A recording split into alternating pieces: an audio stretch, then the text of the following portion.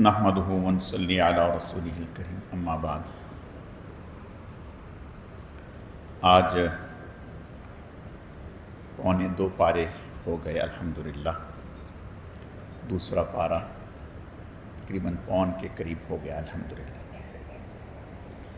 हम इंशाअल्लाह सूरह बकरा शुरू करेंगे।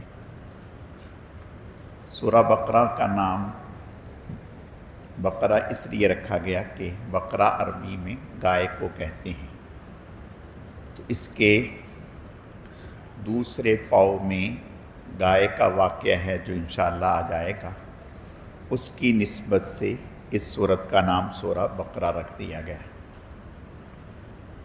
हदीस शरीफ में आता है, आप सल्लल्लाहु अलैहि वसल्लम का इरशाद है कि इस सूरत को जिस घर में तिलावत किया जाए, अल्लाह ताला शयातीन से उस घर की हिफाजत फरमाते हैं। 10 आयतें बहुत अहम हैं इस सूरत में। पहली 4 आयतें और फिर आयतुल कुर्सी वाली आयत और फिर आखिर की 2 आयतें आमन रसूल से।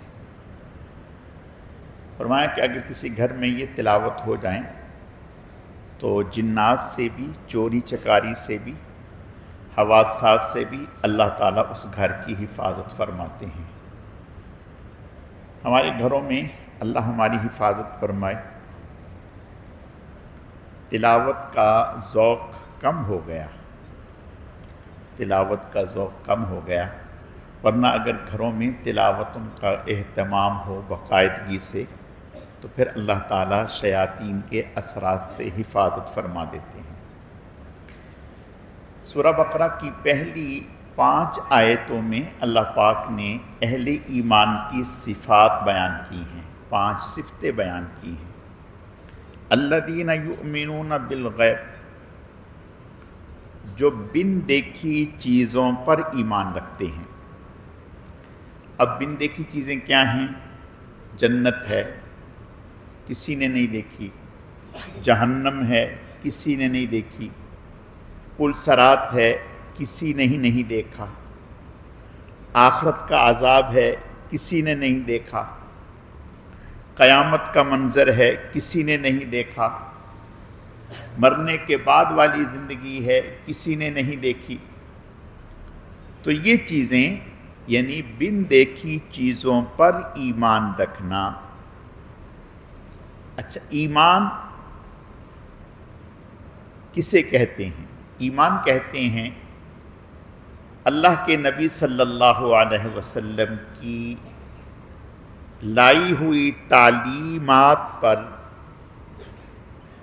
एतमाद करना, उन पर यकीन ले आना कि ये हक है, सच है।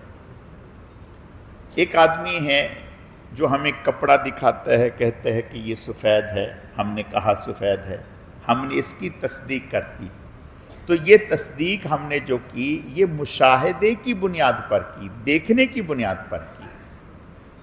और बिलगैब जो है वो ये है कि नबी ने कह दिया और हमने मान लिया। मैं इसकी मिसाल अर्ज़ करता हूँ। आप सल्लल्लाहु अलैहि वसल्लम एक मुशरिक से सौदा किया और सौदा करके उसे कहा कि चलो मेरे साथ मैं तुम्हें पैसे देता हूँ, ये सवारी मुझे दे दो। तो उससे और गाहक मिल गया, तो वो उससे बात करने लगा। तो आपने फरमाया कि मियाँ आपने तो ये चीज़ मुझे बेच दी। वो कहने लगा कि कोई गवाह लाओ, गवाह लाओ कि मैंने आपको बेची है, आपसे सौदा की है। और गवाह उस वक़्त कोई था नहीं। अभी ये बात हो रही थी कि एक सहाबी हज़रत खुज़ैमा रज़ी अल्लाह तआला अन्हु तशरीफ़ ले आए। उन्होंने जब बात सुनी तो वो कहने लगे कि मैं गवाही देता हूँ कि तूने बेची है और अल्लाह के नबी ने ख़रीदी है। जब उन्होंने ये बात कही तो अब वो मुशरिक खामोश हो गया। खैर, जब बात ख़त्म हुई तो आपने इससे कहा, हज़रत खुज़ैमा से, आपने फरमाया मियाँ तुमने कैसे गवाही दे दी? तुम तो थे ही नहीं, तुम तो थे ही नहीं। कहा या रसूलल्लाह, हम आपकी ज़बान मुबारक से बेशुमार बातें सुनकर उनकी गवाही दे देते हैं, آپ آسمانوں کی خبریں دیتے ہیں، زمین کی خبریں دیتے ہیں، بیت المقدس کی خبریں دیتے ہیں، ہمیں پتہ ہی نہیں اور ہم گواہی دیتے ہیں۔ جب آپ ان چیزوں میں جھوٹ نہیں بولتے تو اتنی سی بات پہ آپ جھوٹ بولیں گے؟ آپ بہت خوش ہوئے۔ آپ نے فرمایا یہ میرا صحابی دانا ہے۔ آج کے بعد فرمایا اس کی گواہی 2 آدمیوں کی گواہی کے برابر ہے، یعنی حضور کی بات پر 100% یقین نہ۔ تو الذین یؤمنون بالغیب، بن دیکھی چیزوں پر ایمان، ویقیمون الصلاۃ، نماز قائم کرنا، ومما رزقناہم ینفقون، اور جو اللہ نے رزق دیے ہے اس پر اسے خرچ کرنا۔ پھر فرمایا والذین یؤمنون بما انزل الیک وما انزل من قبلک، جو آپ پر نازل ہوا اس پر بھی ایمان، جو آپ سے پہلے نازل ہوا اس پر بھی ایمان۔ اس سے علماء نے لکھا کہ آپ کی ختم نبوت کا اشارہ ہے اس میں، اس لیے کہ پہلے والوں کے ایمان کا ذکر ہے۔ اگر حضور کے بعد بھی کسی کو نبی آنا ہوتا تو یہ بھی کہا جاتا وما انزل من بعدک، جو آپ کے بعد نازل ہوگا اس پر بھی ایمان لائے۔ تو اس کا مطلب یہ ہوا کہ آپ کے بعد کسی نبی نے نہیں آیا۔ تو پہلی 5 آیتوں میں اہل ایمان کی صفت، پھر 2 آیتوں میں کافروں کے حالات بیان کیے، پھر آگے 13 یا 11 آیتوں میں منافقین کا ذکر ہے، پورا ایک رکوع منافقین کا ذکر ہے۔ اب ذہن میں آئے گا کہ منافقین کا اتنا لمبا ذکر کیوں، ان کے اتنے حالات کیوں؟ اس لیے کہ منافقین سے سب سے زیادہ اسلام کو نقصان منافقین سے پہنچا۔ جو کھلے کھلم دشمن ہیں وہ تو سامنے ہیں، پتہ ہے یہ کھلے کافر ہیں، اور جو آستین کا سانپ ہے اس سے نقصان زیادہ ہوتا ہے۔ تو اس لیے اللہ نے ان کے حالات بیان کیے۔ اور یہ منافقین ایسے جب ایمان والوں سے ملتے تو کہتے آمنا، ہم ایمان لائے، وَإِذَا خَلَوْا إِلَىٰ شَيَاطِينِهِمْ، اور جب کافروں سے ملتے تو کہنے لگے کہ ہم تو تمہارے ساتھ ہی ہیں، اِنَّا مَعَكُمْ إِنَّمَا نَحْنُ مُسْتَهْزِئُونَ، ہم تو ان کو بیوقوف بنا رہے ہیں، اصل تو ہم تمہارے ہیں۔ تو اللہ پاک نے ان کی مثال بیان کی، سُمٌّ بُکْمٌ عُمْیٌ فَهُمْ لَا يَرْجُونَ، بہرے ہیں، گونگے ہیں، اندھے ہیں۔ منافقین میں 2 طرح کے لوگ تھے، منافقین میں بھی۔ ایک تو وہ لوگ تھے جو پکے کافر تھے، بالکل پکے کافر تھے۔ ان کی مثال بیان کی، سمم بہرے ہیں، بکمن گونگے ہیں، اندھے ہیں، عمیون اندھے ہیں، باز آنے والے نہیں ہیں۔ یعنی جانور جو ہے وہ بھی دیکھ کر نفع نقصان کی چیزوں کو پہچانتا ہے۔ مثلا جانور کو ڈنڈا دکھائیں تو وہ بھاگے گا، یعنی اس کو پتہ ہے کہ یہ ڈنڈا میرے لیے نقصان کا باعث ہے، تو ڈنڈے سے وہ بھی ڈرتا ہے، بھاگتا ہے۔ چارہ دکھائیں، دانا دکھائیں تو بھاگ کے آتا ہے۔ تو گویا نفع نقصان کو جانور بھی پہچانتا ہے، یہ کیسے اندھے ہیں، بہرے ہیں، گونگے ہیں جو اپنے نفع نقصان کو پہچانتے نہیں۔ اور دوسرے منافقین کیا وہ طبقہ تھا جو گو مگو کا شکار تھا۔ کبھی تو اللہ کے نبی کی باتوں میں آ کر آپ کے بارے میں یہ یقین کرنے لگتے کہ آپ سچے ہیں، اور جب منافقین کے بارے میں ان کے پاس جاتے تو ان کی باتیں سنتے تو کہتے یہ صحیح ہیں۔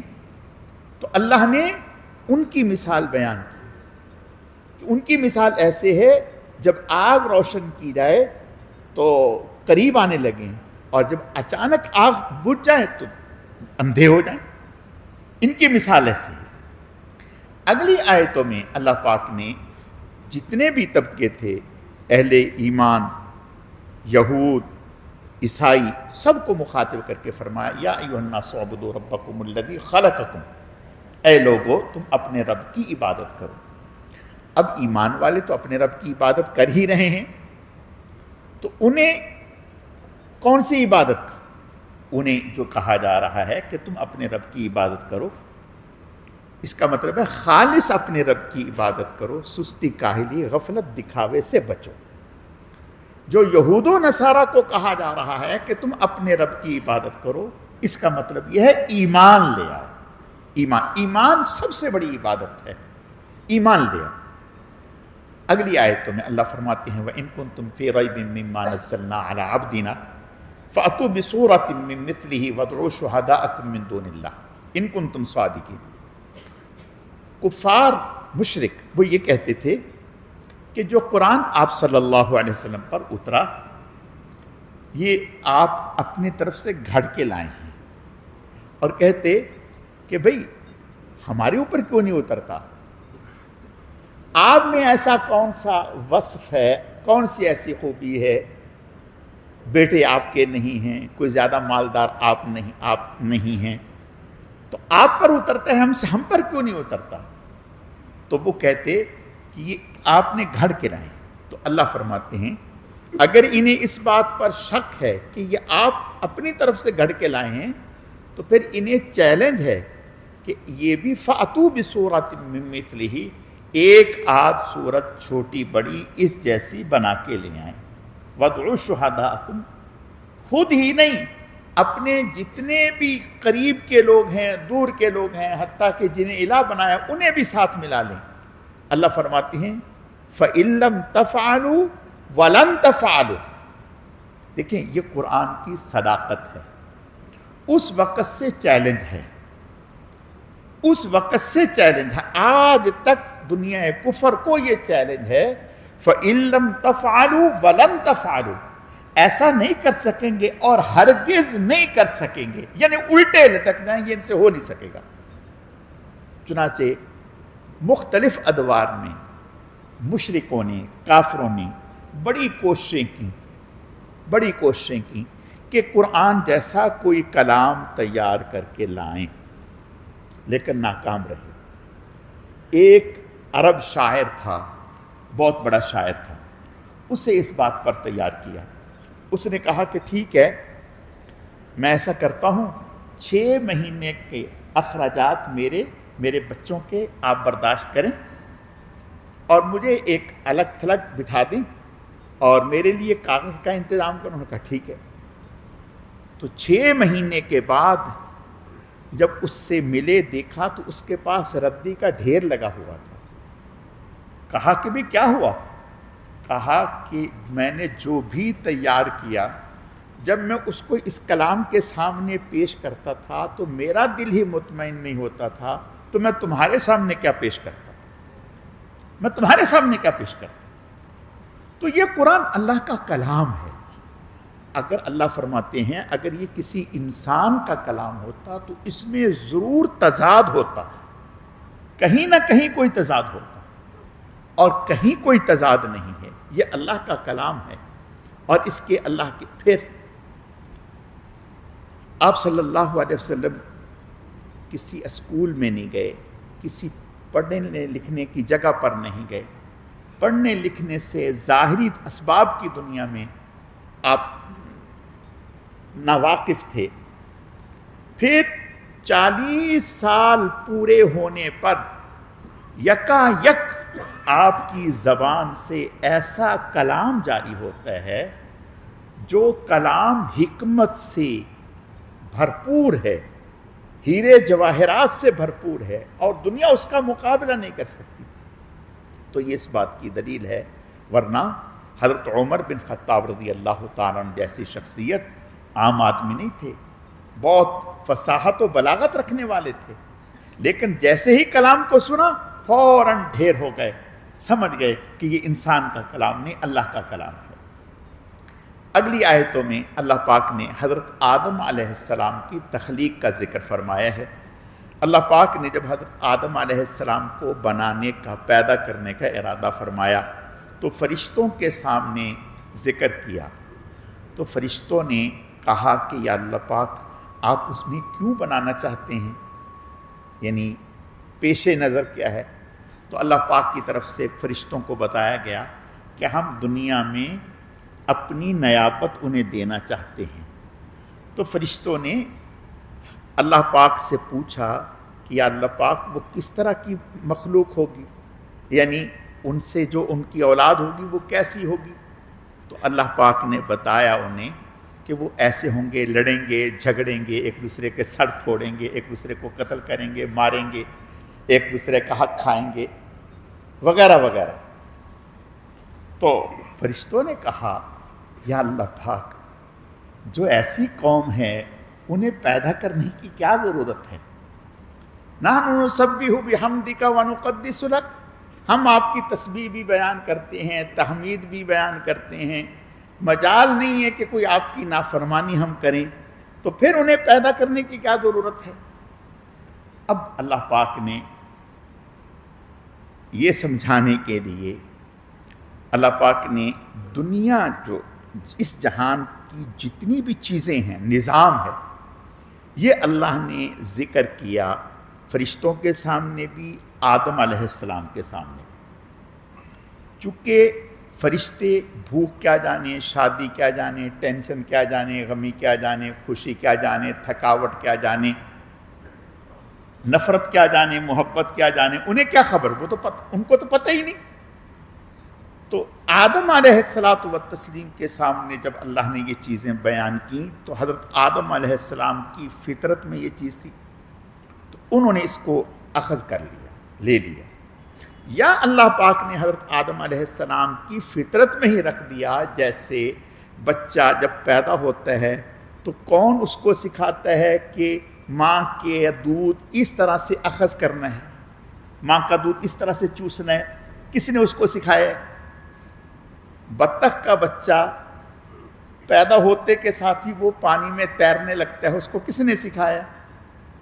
تو جس اللہ نے ان چیزوں میں یہ استعداد رکھی ہے، تو اسی طرح اللہ نے حضرت آدم علیہ السلام، تو اللہ پاک نے فرمایا انبئونی باسماء ہؤلاء ان کنتم صادقین، فرشتوں سے کہا کہ بھئی یہ ساری چیزیں جو ہم نے آپ کے سامنے بیان کی تھیں یہ بتاؤ۔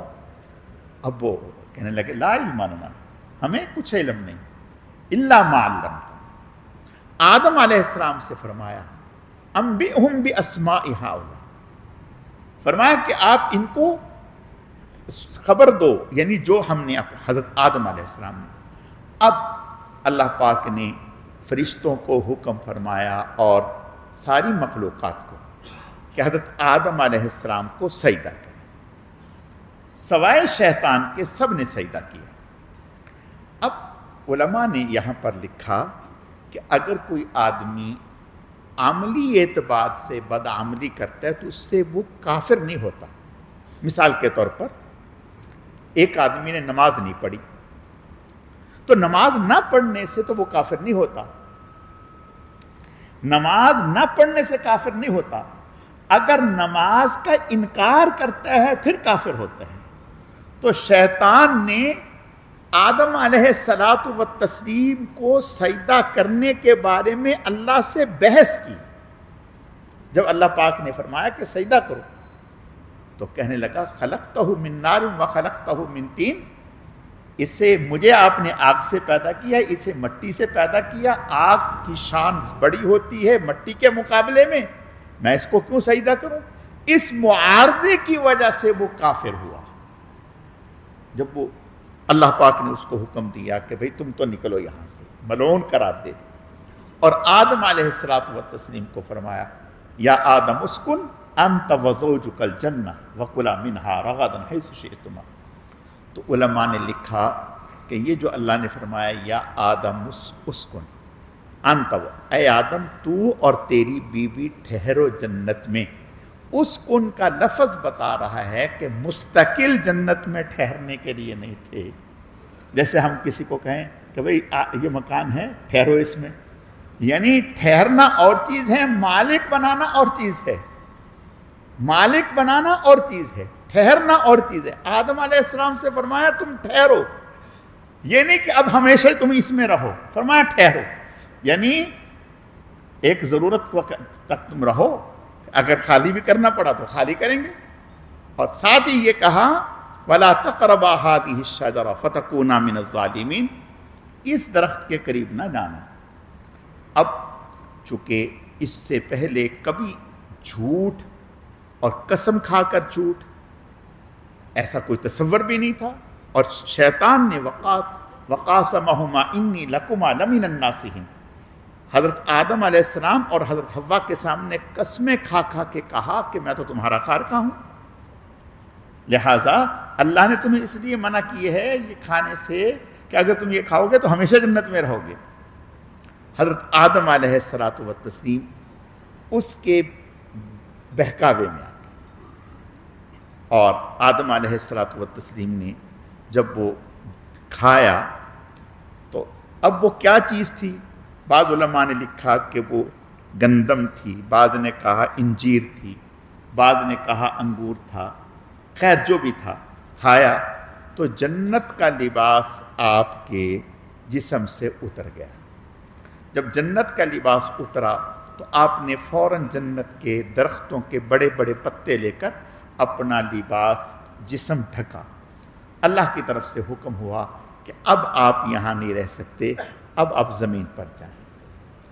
جب زمین پر آئے تو اس پریشانی میں، اور رات کا وقت تھا جب تشریف لائے، اور تصور نہیں تھا، کچھ پتہ نہیں تھا کہ یہ ہمیشہ رات ہی رہے گی یا دن کا اجالا بھی ہوگا۔ سمجھے کہ بھی شاید یہ ماحول ایسے ہی رہے گا، اور رات ہے، اندھیرے ہے، ہاتھ کو ہاتھ نظر نہیں آ رہا، زندگی کیسے گزرے گی۔ جب صبح ہوئی تو سب سے پہلے صبح کی 2 رکعتیں حضرت آدم علیہ السلام نے ادا کی۔ ایک رکعت رات کی تاریکی کے جانے میں، اور ایک رکعت صبح کے اجالے کے حاصل ہونے کی خوشی میں شکرانے کے طور پر 2 رکعتیں ادا کی اور اللہ کا شکر ادا کیا۔ اور وہ 2 رکعتیں جو آج فجر کی نماز ہم پڑھتے ہیں، یہ سب سے پہلے حضرت آدم علیہ السلام نے ادا کی، جو اللہ نے ہمارے اوپر بھی رکھ دی۔ پھر حضرت آدم علیہ السلام جب زمین پر آئے تو اب مبہوت ہو گئے کہ اللہ کے سامنے کیا کہیں، ہمت نہیں تھی، تو اللہ پاک نے از خود کرم فرمایا، فَتَلَقَّى آدَمُ مِن رَبِّهِ كَلِمَاتٍ فَتَابَ عَلَيْهِ، اللہ نے حضرت آدم علیہ السلام کے دل میں ڈالا۔ حضرت آدم علیہ السلام نے یہ ان آیتوں سے ربنا ظلمنا انفسنا وَإِن لَّمْ تَغْفِرْ لَنَا وَتَرْحَمْنَا لَنَكُونَنَّ مِنَ الْخَاسِرِينَ، ان آیتوں کے ذریعہ سے اللہ کی بارگاہ میں توبہ کی، معافی مانگی۔ اللہ پاک نے ان کی توبہ کو قبول فرما لیا اور فرمایا کہ اب تم یہاں رہو اور ہم تم سے ایک اولاد کا سلسلہ جاری و ساری فرما۔ اس طرح سے یہاں دنیا میں سلسلہ جاری و ساری ہوا۔ اگلی آیتوں میں حضرت موسیٰ علیہ السلام کا ذکر ہے انشاءاللہ، جو 9ویں پارے میں آئے گا تفصیل کے ساتھ۔ اس کے بعد والی آیتوں میں وَلَقَدْ عَلِمْتُمُ الَّذِينَ اعْتَدَوْا مِنْكُمْ فِي السَّبْتِ فَقُلْنَا لَهُمْ كُونُوا قِرَدَةً خَاسِئِينَ۔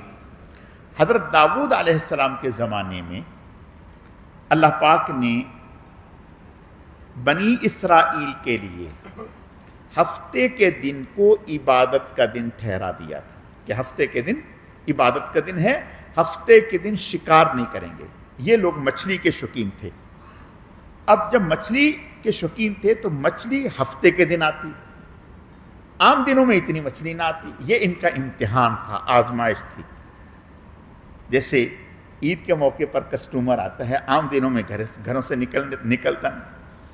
اب عید کا ہی موقع ہے، آخری عشرہ ہے، ادھر رمضان میں بھی گزارنا ہے اور ادھر کسٹمر بھی ہے، اب بھائی کیا کریں؟ تو اسی طرح انہوں نے کہا کہ اچھا، سوچتے رہے، کبھی کوئی چال چلیں۔ چال یہ چلی، ہفتے کے دن صبح کانٹا لگا دیں، ڈور لگا دیں، اور اتوار کے دن نکال لیں، اور بڑے خوش کہ ہم تو بڑے مزے میں رہے کہ حکم بھی نہیں ٹوٹا، مچھلیاں بھی ہاتھ میں آ گئیں۔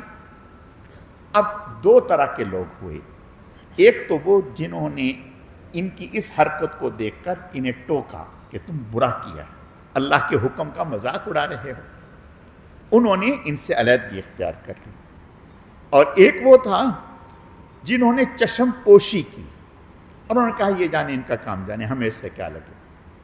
یعنی انہوں نے ان کے اس فعل کو برا نہیں جانا، ان سے الگ تھلگ نہیں ہوئے، انہی کے ساتھ اٹھنا بیٹھنا رکھا۔ اب اللہ کا کرنا ایسا ہوا، اللہ کا عذاب آیا، یہ بندر اور خنزیر بن گئے، یہ دونوں گروہ بندر اور خنزیر بن گئے۔ جب دونوں گروہ بندر اور خنزیر بنے تو پوچھا گیا کہ یہ دوسروں نے تو ایسے حرکت، کہا کہ یہ ان کے فعل پر مطمئن تھے، ان سے الگ تھلگ نہیں ہوئے۔ تو پتہ چلا اگر کوئی برائی کا ارتکاب کر رہا ہے تو اس کی برائی پر خاموش رہنا اور اس کو دیکھنا اور اس کو ناگواری ظاہر نہ کرنا، یہ بھی اس میں شامل ہونے کے مترادف ہے۔ 3 دن کے بعد سب ختم ہو گئے، اللہ کے عذاب میں مبتلا ہو گئے۔ اگلی آیتوں میں حضرت موسیٰ علیہ السلام کے زمانے میں ایک صاحب کا قتل ہو گیا۔ جب قتل ہوا، اب یہ نہیں پتہ چل رہا کہ بھی قتل کس نے کیا۔ جب یہ نہیں پتہ چلا تو انہوں نے کہا کہ حضرت پتہ تو چلے قتل کس نے کیا، تو آپ اللہ سے دعا کریں۔ حضرت نے دعا کی، قال ادع لنا ربک یبین لنا۔ حضرت نے دعا کی، جب دعا کی تو فرمایا اللہ کی طرف سے حکم یہ ہے کہ گائے ذبح کرو، اس کا گوشت اس مردے کے ساتھ لگاؤ، یہ زندہ ہوگا اور زندہ ہو کر کے بتائے گا میرا قاتل کون ہے۔ کہنے لگے آپ ہم سے مذاق کر رہے ہیں، کبھی اس طرح بھی ایسا ہوا ہے؟ اور واقعتاً ایسا ہوتا بھی نہیں، لیکن یہی نبی کا معجزہ ہے، یہی معجزہ ہے۔ حضرت نے فرمایا کہ ان اعوذ باللہ ان اکون من الجاہلین، کہ میں مذاق کروں، میں اللہ کی پناہ چاہتا ہوں، ایسا ہو بھی نہیں سکتا۔ کہا اچھا پھر وہ گائے کیسی ہوگی، اس کا رنگ کیا ہوگا، عمر کیا ہوگی، اور وہ آیا اس نے کبھی کوئی کام کیا ہوگا یا نہیں کام کیا ہوگا، یعنی حجت بازی۔ حضرت نے فرمایا کہ وہ ایسی گائے ہوگی، پھر حجت پیش کر دی، پھر حضرت نے فرمایا وہ ایسی ہوگی، پھر حجت پیش کر دی۔ اب وہ ان کے لیے ڈھونڈنا مشکل ہو گیا۔ جب وہ ملی تو اتنی مشکل سے ملی کہ اس کو حاصل کرنے کے لیے ایک مرتبہ سونا تول کے دینا پڑا اور ایک مرتبہ مشک تول کے دینا پڑا، ایک مرتبہ ریشم تول کے دینا پڑا، پھر جا کر کے وہ گائے انہیں حاصل ہوئی، اور پھر انہوں نے ذبح کیا، ذبح کر کے گوشت اس کے ساتھ لگایا تو وہ میت زندہ ہو گئی، اور اس نے بتایا کہ مجھے فلاں شخص نے قتل کیا۔ اللہ فرماتے ہیں کہ جب انہوں نے اس واقعے کو دیکھا، یعنی اہل کتاب نے، یہود نے، بنی اسرائیل نے جب اس واقعے کو دیکھا تو اس معجزے کو دیکھنے کے بعد تو ان کے دل نرم ہو جانے چاہیے تھے، اللہ کے احکامات کو ماننے کے لیے تیار ہو جانا چاہیے تھا، لیکن ان کے دل اور زیادہ سخت ہو گئے۔ وَإِنَّ مِنَ وَإِذَا قَسَتْ قُلُوبُكُمْ، فرمایا کہ ان کے دل اتنے سخت ہو گئے، فَهِيَ كَالْحِجَارَةِ أَوْ أَشَدُّ قَسْوَةً وَإِنَّ مِنَ الْحِجَارَةِ لِمَا يَتَفَجَّرُ مِنْهُ الْأَنْهَارُ، پتھروں سے بھی زیادہ سخت ہو گئے۔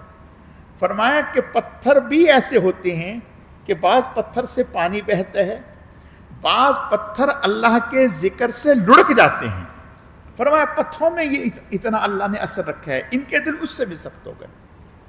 اگلی آیتوں میں یہود کہتے تھے وَقَالُوا لَن تَمَسَّنَا النَّارُ إِلَّا أَيَّامًا مَّعْدُودَةً، ہم جہنم میں نہیں جائیں گے بس گنتی کے چند دن۔ بھئی وہ کون سے؟ کہتے وہ گنتی کے چند دن، وہ جب موسیٰ علیہ السلام کے بعد ہم نے بچھڑے کو معبود بنا دیا تھا، وہ جو ہم نے غلطی کی تھی، بس وہ چند دن ہم جہنم میں جائیں گے، اس کے بعد نہیں جائیں گے۔ اللہ پاک نے قرآن میں ذکر فرمایا کہ ان سے کہیں کہ اگر ایسی ہی بات ہے، قُلْ إِنْ كَانَتْ لَكُمُ الدَّارُ الْآخِرَةُ عِنْدَ اللَّهِ خَالِصَةً مِّن دُونِ النَّاسِ فَتَمَنَّوُا الْمَوْتَ، اگر یہ یہود و نصارہ یہ کہتے ہیں کہ آخرت ہمارے لیے ہی ہے، جنت میں ہم ہی جائیں گے، تو ان سے کہیں موت کی تمنا کرو۔ بھئی مثال کے طور پر ہمیں پتہ ہو کہ انتقال کے فوراً بعد ہم سیدھا جنت میں چلے جائیں گے، اور ہمیں کہیں کہ بھی آپ کہیں کہ یا اللہ پاک مجھے موت آ جائے، یہ کہنے سے مجھے موت آ جائے اور میں جنت میں چلا جاؤں، تو آدمی دیر کب کرے گا؟ لیکن ان سے کہا کہ تم موت کی تمنا کرو، حضور نے فرمایا کرو تمنا موت کی، یعنی یوں کہو کہ ہمیں موت آ جائے، چپ، ایسے جیسے سانپ سونگھ گیا۔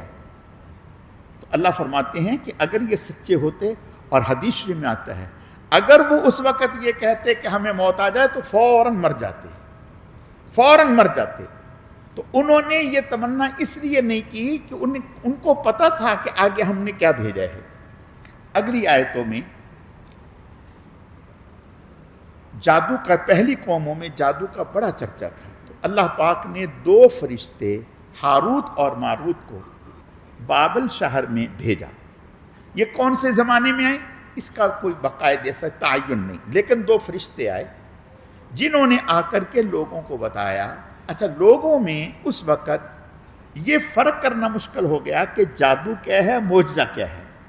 لوگ سمجھتے ہیں جادو اور معجزہ ایک ہی چیز ہے، حالانکہ جادو جو ہے وہ بے دین شخص کے ہاتھ سے ظاہر ہوتا ہے اور معجزہ نبی کے ہاتھ سے ظاہر ہوتا ہے، اور نبی جو ہوتے ہیں وہ پارسا پاکیزہ ہوتا ہے، اور جو جادوگر ہوتے ہیں وہ گندا ہوتا ہے، باطن کا برا ہوتا ہے۔ تو یہ فرشتے آئے اور آ کر کے انہوں نے لوگوں کو بتایا کہ بھئی دیکھیں اللہ پاک نے ہمیں اس کام کے لیے بھیجا ہے، لیکن ہم مشورہ یہ دیتے ہیں کہ اس کام میں نہ پڑیں، اور جادو ٹھیک نہیں ہے۔ لیکن لوگ کہتے تو یہ کہ ہم جادو اس لیے سیکھ رہے ہیں کہ تاکہ ہم دوسروں کے نقصان سے بچ جائیں، سیکھنے کے بعد پھر اس سے نجائز فائدہ حاصل کرنے لگتے۔ تو اس طرح سے اللہ نے آزمائش کی۔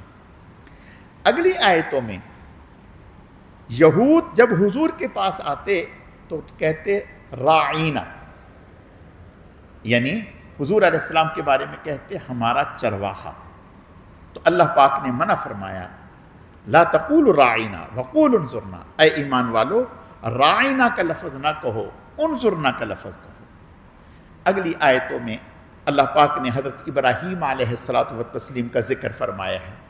حضرت ابراہیم علیہ السلام نے دعا کی، وَإِذْ جَعَلْنَا الْبَيْتَ مَثَابَةً لِلنَّاسِ وَأَمْنًا وَاتَّخِذُوا مِن مَّقَامِ إِبْرَاهِيمَ مُصَلًّى۔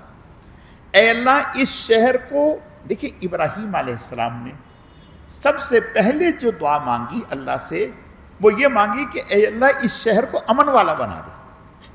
کیا مطلب؟ جہاں امن ہوگا وہاں ترقی ہوگی، جہاں امن نہیں ہوگا، بد امنی ہوگی، وہاں ترقی نہیں ہو سکتی۔ تو سب سے پہلے امن کی دعا مانگی، اور پھر فرمایا یا اللہ پاک یہاں کے اناج میں برکتیں عطا فرما۔ اللہ نے حضرت ابراہیم علیہ السلام کی دعا کو قبول فرمایا۔ اگلے پارے میں سیقول میں ابتدائی آیتوں میں اللہ پاک نے جب آپ صلی اللہ علیہ وسلم کی ہجرت سے چند سال پہلے قبلہ کو بدلنے کا حکم دے دیا۔ آپ صلی اللہ علیہ وسلم جب تک مکہ میں رہے تو آپ اس طرح سے کھڑے ہوتے کہ سامنے بیت اللہ بھی ہوتا اور بیت المقدس بھی ہوتا، لیکن جب مدینہ منورہ تشریف لے گئے تو 16 یا 17 ماہ آپ نے اس طرح سے گزارے کہ صرف بیت المقدس سامنے ہوتا، بیت اللہ سامنے نہ ہوتا۔ لیکن آپ صلی اللہ علیہ وسلم کا اشتیاق رہتا بہت شدت سے۔ قد نرا تقلب وجهك فی السماء، اللہ فرماتے ہیں ہم نے بار بار دیکھا آپ کا چہرہ آسمان کی طرف اٹھتے۔ فَلَنُوَلِّيَنَّكَ قِبْلَةً تَرْضَاهَا، ہم نے آپ کا قبلہ وہ کر دیا جو آپ کی خواہش تھا۔ سبحان اللہ، آپ کا قبلہ وہ کر دیا جو آپ کی خواہش تھا۔ قربان جائیں جناب رسول اللہ صلی اللہ علیہ وسلم پر۔ تو یہود کو اس بات پر بڑی تکلیف ہوئی، اور صحابہ اکرام رضوان اللہ علیہم اجمعین نماز میں جب ان کو پتہ چلا کہ قبلے کی تبدیلی کا حکم آ گیا تو نماز میں گھوم گئے، نماز میں گھوم گئے۔ تو اس کے اوپر یہودیوں نے بڑا شور مچایا کہ بھئی ان کا بھی کوئی ٹھکانے ہے، کبھی کوئی قبلہ کبھی کوئی قبلہ۔ تو اللہ فرماتے ہیں ان سے کہیں قُلْ لِلَّهِ الْمَشْرِقُ وَالْمَغْرِبُ، سمتیں کچھ بھی نہیں، اصل تو اللہ کا حکم ہے۔ جہاں جب، یعنی ہم بیت اللہ کے لیے نہیں، ہم تو بیت اللہ کی طرف منہ اس لیے کرتے ہیں کہ اللہ کا حکم ہے۔ تو مسلمان اور مومن اللہ کے حکم کا پابند ہے۔ جب اللہ کا حکم بیت المقدس کی طرف تھا تو بیت المقدس کی طرف منہ کیا، اور جب بیت اللہ کی طرف حکم ہو تو بیت اللہ کی طرف منہ کر لیا۔ اگلی آیت میں اللہ فرماتے ہیں فَاذْكُرُونِي أَذْكُرْكُمْ وَاشْكُرُونِي وَلَا تَكْفُرُونَ، تم مجھے یاد کرو میں تمہیں یاد کروں گا. یہ کتنی بڑی سعادت کی بات ہے. حدیث شریف میں آتا ہے آپ صلی اللہ علیہ وسلم کا ارشاد ہے جب بندہ زمین پر اللہ کا ذکر کرتے ہیں تو اللہ تعالیٰ عرش پر اس کا ذکر کرتے ہیں. سبحان اللہ. فرمایا کہ اگر بندہ مجلس میں اللہ کا ذکر کرتا ہے تو اللہ فرشتوں کی مجلس میں اس کا ذکر کرتا ہے. فَاذْكُرُونِي أَذْكُرْكُمْ, تم مجھے یاد کرو میں تمہیں یاد کروں. اگلی آیتوں میں ان الصفا والمروۃ من شعائر اللہ, جب اللہ پاک نے حج کا حکم نازل فرمایا تو اس وقت حکم دیا کہ صفا مروہ کی صحیح کریں. فلا جناح علیکم. اب صحابہ کرام رضوان اللہ علیہم اجمعین کو تھوڑی سی تشویش ہوئی کہ صفا مروہ پر بت رکھے رہتے تھے, مورتیاں رکھی رہتی تھیں. تو انہیں تشویش ہوئی کہ یہاں بت پڑے رہتے تھے, اب ہم اگر یہاں پہ صفا مروہ کی صحیح کریں گے تو آیا یہ کہیں غلط تو نہیں؟ تو اللہ پاک نے فرمایا کہ اس میں اب کوئی حرج کی بات نہیں ہے. بت تو صاف ہو گئے, جب بت صاف ہو گئے وہ گندگی ختم ہو گئی, اب جو ہے یہ صحیح کرو, اس لیے کہ یہ ہمارے محبوبین کی ادائیں ہیں, یعنی حضرت ابراہیم اور حضرت ہاجرہ کی ادا ہے. اگلی آیتوں میں اللہ فرماتے ہیں کتب علیکم القصاص فی القتل الحر بالحر والعبد بالعبد والانثى بالانثى, کہ ہم نے تمہارے اوپر قصاص رکھ دیا. یعنی عرب میں آج بھی اللہ ہماری حفاظت فرمائے, جنگل کا قانون کہتے ہیں کہ جس کی لاٹھی اس کی بھینس. تو عرب میں تو یہ بہت زیادہ تھا, جو طاقتور قبیلے اور خاندان تھے وہ کمزوروں کو دبا لیتے تھے. تو اللہ پاک نے قصاص کا حکم نازل کر دیا کہ بھئی اگر کوئی طاقتور کا آدمی کسی کو قتل کرتا ہے اس کو برابر میں قتل کیا جائے گا, ایسا نہیں کہ وہ لے دے کے چھوٹ جائے. اور اگلی آیتوں میں ایک مشرکی حج روزے کا ذکر ہے. شروع میں روزے میں یہ حکم تھا کہ اگر کوئی روزہ نہ بھی رکھنا چاہتا تو وہ نہ رکھتا اور وہ فدیہ دے دیتا.